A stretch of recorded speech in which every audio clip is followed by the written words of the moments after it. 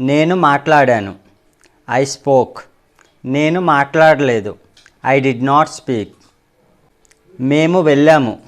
We went. మేము వెళ్ళలేదు. We did not go. You told. మీరు చెప్పారు. You did not tell. మీరు చెప్పలేదు. వాళ్ళు అడిగారు. They asked. వాళ్ళు అడగలేదు. They did not ask. అతను వచ్చాడు. He came. అతను రాలేదు. He did not come.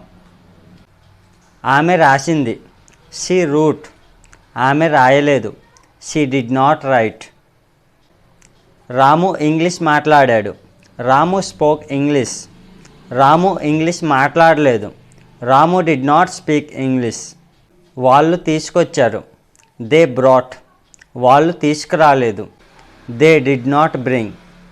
అతను చేశాడు. He did. అతను చేయలేదు. He did not do. మేము కలిశాము. We met. మేము కలవలేదు. We did not meet. అతను కొనుక్కున్నాడు.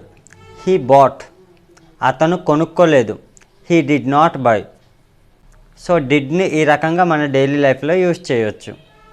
మీకు ఈ టాపిక్ యూజ్ఫుల్గా అనిపిస్తే లైక్ చేసి సబ్స్క్రైబ్ చేయండి. Thanks for watching.